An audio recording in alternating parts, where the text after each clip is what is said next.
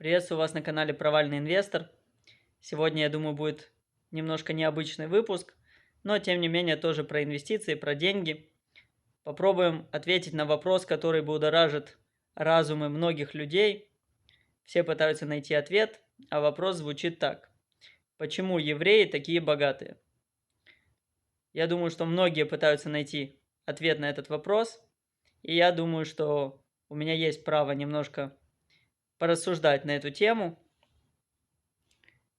Поэтому давайте попробуем найти какие-то предпосылки, почему действительно у евреев обычно чуть больше денег, чем у других. Давайте разбираться. Итак, попробуем разобраться в этой непростой теме. Она действительно непростая, потому что я не думаю, что кто-то вообще когда-то скажет точный ответ, и вот так это действительно происходит, потому что вот так. Я думаю, что такого ответа никогда нет и не будет. И все, о чем мы говорим, это не больше, чем рассуждение. Потому что даже когда я пытался проанализировать, а почему так, я могу только предполагать, но у меня нет какого-то конкретного ответа. Но действительно, если мы возьмем среднестатистического человека в мире, то есть возьмем, сколько кто зарабатывает, разделим это на 9 миллиардов людей, то есть все доходы в мире, то я думаю, что если мы возьмем все доходы еврейские и поделим на количество евреев, то я думаю, что действительно среднестатистический еврей зарабатывает гораздо больше, чем среднестатистический гражданин любой страны, ну то есть в среднем гражданин мира, человек. Вот. И я думаю, что там диспропорция будет очевидна.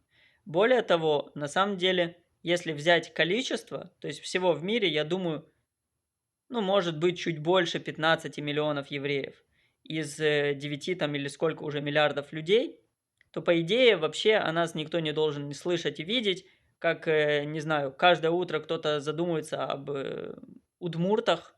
Думаю, что нет. Чтобы удмурты на меня не обиделись, просто я думаю, что вас плюс-минус так же мало, как и нас. Точное количество я не знаю, но суть, я думаю, понятна. Теперь, но при этом вот эти 0,2%, если вы заглянете в Forbes, я думаю, что вы будете удивлены. В общем, все эти 0,2%, они вот плюс-минус там. Интересно, на самом деле. И я, собственно говоря, пытался действительно понять, а почему так? Почему действительно так происходит? И я не претендую на единственно правильную точку зрения, но я выделил для себя 4 момента, почему я действительно думаю, что это является триггером к тому, что обычно еврей зарабатывает больше. Поэтому давайте по порядку их разбирать. И первое, к чему я пришел, это потому, что изначально у еврея жизнь стоит дороже. Что это значит? У нас есть определенные правила жизни, они отличаются от правил жизни обычного человека. У нас есть праздники, на которые мы должны выполнять наши там, обряды, скажем так. И все это стоит определенных денег, причем не маленьких. У нас есть, в принципе, атрибутика, которую мы должны использовать, которая тоже стоит немаленьких денег. Допустим, там тфилин. Кто захочет, может посмотреть, что это такое. Но хороший тфилин, я думаю, что может стоить $1500. И это как бы нужно иметь каждому мужчине. Также и прочая другая атрибутика, это все не дешевые деньги, не дешевые цены. Каждый шаббат нужно накрывать стол, это тоже стоит денег. Допустим, даже по украинским меркам это выходит, я думаю, что только на шаббаты можно потратить всю зарплату, которая среднемесячная в Украине. И, соответственно, в общем, такой образ жизни, он достаточно затратный. То есть еврей, который живет по правилам, ему изначально нужно больше денег. И, соответственно, получается, когда тебе нужно больше, то есть у тебя есть расходы, и ты не можешь от этого избавиться, то твой мозг заставляет тебя думать, как, в общем говоря, к этому прийти. То есть, если обычному человеку, скажем, там надо, я не знаю, $400, $500 образно, и, соответственно, мозг обычно, он ищет варианты, как компенсировать те затраты, которые, в общем, существуют. То обычному еврею в Украине, допустим, я думаю, что надо 1000 или 1500 для того, чтобы поддерживать тот образ жизни, который у него есть. И, соответственно, понятное дело, что тебе приходится крутиться, что-то думать, что-то придумывать для того, чтобы прийти к этой там 1000-1500. Я думаю, что это минимум.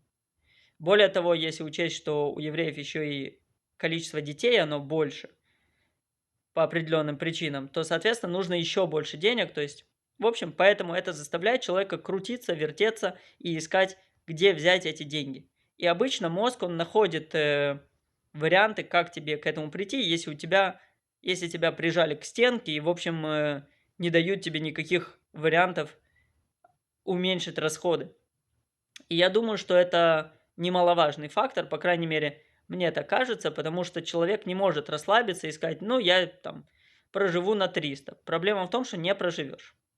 И я думаю, что это первый такой триггер, почему большинство в среднем зарабатывают больше. Потому что изначально так работает мозг, что если у тебя большие расходы, тебе нужно содержать семью, тебе нужно поддерживать образ жизни, ты не успокоишься, пока ты к этому не придешь. Это, я думаю, первый такой, э, первый такой показатель, почему действительно это происходит. Теперь можем перейти ко второму моменту, который я выделил, почему действительно у евреев больше денег, чем у других. И я думаю, это потому, что все евреи отделяют маасер. Что такое маасер? Это десятина или 20%, в зависимости, кто сколько на себя взял, которую евреи отдают нуждающимся. Нуждающимся в нашем понимании это другие евреи, у которых по какой-то причине нет возможности свести концы с концами, на что-то не хватает, там, детей надо кормить и так далее. Но по какой-то причине он сам не может. Мы не выясняем, по какой причине, но у нас есть обязанность по Торе ему помочь. Соответственно, получается, вот представьте ситуацию, что, грубо говоря, у него изначально больше расход, но при этом даже когда он заработал деньги, вот он должен 10% взять и отдать. Иными словами, вот если есть человек обычный, там, украинец, он зарабатывает, скажем, $500, это все $500, которые он может тратить на свою семью. Если еврей заработал $500, то потратить на свою семью он сможет в лучшем случае 450, а то и 400, в зависимости, опять же, сколько он взял на себя отдавать. Ну, допустим, даже мы возьмем 10%. Соответственно, для того, чтобы поддерживать тот же уровень жизни, то есть потратить на себя все те же $500, то нужно заработать уже там даже не 550, чуть больше. Потому что там, получается, если отнять, будет 495. Но допустим. То есть, грубо говоря, обычный человек в Украине, который зарабатывает $500, чтобы поддерживать тот же уровень жизни, то есть остаться с теми же деньгами, еврею нужно заработать уже, получается, там 555. Соответственно, уже в глазах других это будет выглядеть, что как будто мы зарабатываем больше. Но по факту часть вот этого излишка, она действительно не идет в распоряжении данного человека, потому что он ее должен передать, найти, позаботиться о том, чтобы другой еврей тоже чувствовал себя необделенным. Но тем не менее, получается, в любом случае на поддержание того же уровня жизни, как и у окружающих, мы как минимум должны зарабатывать на 10% больше. Даже получается на 11, потому что там есть математический нюанс. И уже будет со стороны выглядеть, как будто мы зарабатываем больше. Я думаю, что тоже в этом есть определенный нюанс, потому что, опять же, как я и говорю, наш мозг, он приспосабливается. То есть, если у нас чего-то не хватает, мы думаем, как заработать больше. Соответственно, если я понимаю, что мне нужно отдать 10% или 20%, то понятное дело, что я буду думать, как заработать больше на эти 10 или 20%, потому что мы такие же люди, нам также надо кормить свои семьи, нужно желательно и себе там купить какую-то рубашечку, маечку и так далее. И поэтому понятное дело, что мозг будет заставлять думать, как заработать хотя бы на эти там 10% больше, просто потому что нам нужно их отдать. И я думаю, что это тоже один из нюансов, что даже при всем при том, мы не можем зарабатывать столько же, сколько окружающие нас люди, просто потому что нам нужно поддерживать других евреев и нужно отдавать им часть своего дохода. И в этом тоже есть нюанс, почему действительно нам приходится делать какие-то дополнительные мозговые усилия, чтобы где-то эти дополнительные 10% взять.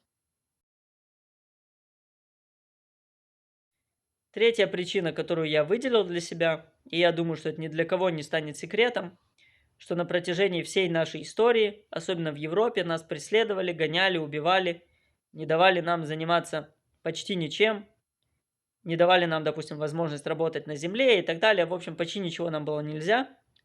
И давали нам самые рисковые виды деятельности, которыми вообще никто не хотел заниматься. Но к чему это привело? Это привело к тому, что, во-первых, у нас в крови есть толерантность к риску. Потому что риск это такая вещь, которая со временем ты к ней привыкаешь. И если обычный человек, он непривычный, то у нас, я думаю, толерантность к риску, она изначально в крови. Потому что для нас там сегодня плюс 40, завтра минус 50, ну окей, жизнь, как говорится. Потому что изначально мы жили в условиях, когда сегодня у тебя есть пару копеек, завтра пришел кто-то и все отобрал. И более того, изначально мы занимались более рисковыми видами деятельности, а в рисковых видах деятельности есть одна интересная штука. Поначалу, конечно, ты там пару раз обжегся, потерял деньги и так далее. Но когда ты учишься, этот риск, который обычно может играть против тебя, он начинает играть на тебя. И, соответственно, это как, грубо говоря, человек, который купил там биткоин по 10 долларов. Риск огромный, но теперь мы знаем результат. Когда риск окупает себя, ты зарабатываешь в десятки тысяч процентов, а другие не зарабатывают ничего. И я думаю, что это одна из самых главных причин, почему евреи, они успешны. Потому что в итоге мы научились работать с риском. Мы научились его немножко нивелировать в нашей психологии, потому что психология это важная вещь. Человек, который не приспособлен, он не может так просто закрыть глаза. И более того, мы попали в те сферы, которые на текущий момент являются нормой, но раньше это было, в общем, не совсем принято среди людей, допустим, кредитование, банковское дело. Я думаю, все знают, что это чисто еврейские направления, но которые стали сверхмаржинальными. Потому что в итоге кто ж мог подумать, что сейчас всем нужны будут кредиты, всем нужны будут банковские сервисы и так далее. Я думаю, что и в других финансовых направлениях мы преуспели, но это потому, что нас изначально, сейчас, конечно, можно сказать, что мы там все оккупировали, но это просто неграмотные люди, которые ничего не, даже базовую историю не учили, а история такова, что нас туда вытеснили. То есть сказать, что вы там можете покупать только биткоин, когда он ничего не стоил, а потом сказать, что извините, вы там нас обокрали, я думаю, что это немножко нечестно. Так сложилась судьба, что нас вытеснили в самые маржинальные рынки. Но это было не всегда так, и многие люди, я думаю, что страдали от того, что не могли в свое время заработать даже на хлеб. Поэтому в итоге я думаю, что это, короче, самый важный фактор, который способствует успеху еврейского народа, это толерантность к риску и то, что мы в итоге попали в достаточно маржинальные ниши, то есть для еврея нормально заниматься кредитованием, которое там достаточно большой риск, большая доля потерь, но при этом, понятное дело, если правильно научиться это делать, то можно зарабатывать. Инвестиции, я думаю, что это чисто еврейское занятие и так далее. Криптовалюты сейчас. Поэтому я думаю, что это один из триггеров успеха, это то, что нам в принципе не давали проходу и не давали ничем заниматься. Не то, чтобы я сейчас говорил кому-то спасибо, это не так, но если просто посмотреть на результат, я думаю, что это будет достаточно весомый фактор. Теперь перейдем к последнему, четвертому фактору, который я думаю, что он немаловажный. Это воспитание. Это отчасти продолжение предыдущего третьего фактора, но тем не менее это является, я думаю, что отдельным уже явлением самим по себе. Что я имею в виду под воспитанием? Большинство людей их воспитывают как обычные нормальные люди. Ты можешь работать там, можешь работать тут, можешь быть первым, вторым, третьим и так далее. Из-за того, что нас постоянно щемили, то еврейские родители, они воспитывают своего ребенка только одним способом. Ты должен быть лучший. Ты не можешь быть вторым, ты не можешь быть третьим. Третий это все, это как последний. Тебя съедят, тебя растопчут, тебя убьют, тебе не дадут пройти, если ты не будешь первый. И даже когда ты первый, это тоже, как говорится, не всегда тебе поможет. Но если ты не будешь первым, это смерть. Такие установки закладываются из поколения в поколение, потому что это уже факт и норма, и это на генетическом уровне также впитывается ребенком. Любой еврей знает, что он должен быть лучшим. И не просто лучшим. Мы должны на 2-3 головы быть выше, чтобы даже второй нас никогда не догнал. Потому что, ну представьте, когда у обычного человека есть возможность, там он может быть топ-менеджером высшего звена, среднего, низшего, и у него все хорошо. А мы не можем. Если мы не топ-менеджеры, нас съедят. Мы не сможем вести свой образ жизни. И так далее. Нас убьют физически и духовно. Неважно, между духовно и физически для нас нет разницы. Допустим, когда я проходил собеседование, я проходил где-то на 100 компаний, и никто меня не взял на работу, потому что я соблюдаю шаббат. Не хочу работать я в шаббат, видите ли. Шаббат это суббота. Не работаю я по субботам, меня никто не взял на работу. К чему это привело? К тому, что я создал свою компанию. А какие у меня варианты? И вот вам ответ, что значит воспитание. Когда ребенок приходит домой обычно и говорит: мама, у меня 4 там из 5. Его хвалят. Когда еврейский ребенок приходит и говорит, что у него 4, дай бог, чтобы его не ругали. Ты не лучший? Что это вообще значит? Ты не выживешь, как ты жить будешь? Никто не порадуется твоим серебряным медалям. Только 1 место. И не просто 1, а с каким отрывом ты прошел между 1 и 2. Вот это тот вопрос, который задают еврейскому ребенку. И это надо понимать. На генетическом уровне у нас заложена необходимость быть лучшими. Чем бы ты ни занимался, ты должен быть лучший, иначе тебя съедят. Потому что за нами всегда гонятся волки. А когда гонятся волки, надо бежать быстро. И, в общем-то говоря, это тоже является таким триггером, почему евреи должны зарабатывать больше, быть лучшими в разных отраслях, потому что, к сожалению, другого способа выживания у нас нет. Если мы не первые, то мы уже вторыми не будем. Нам такой привилегии уже не дадут.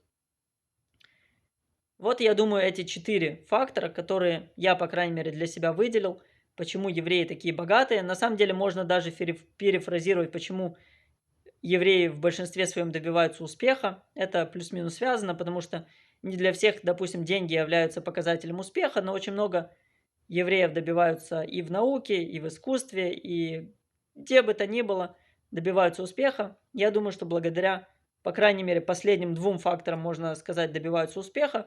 Благодаря всем 4 добиваются денежного, финансового успеха.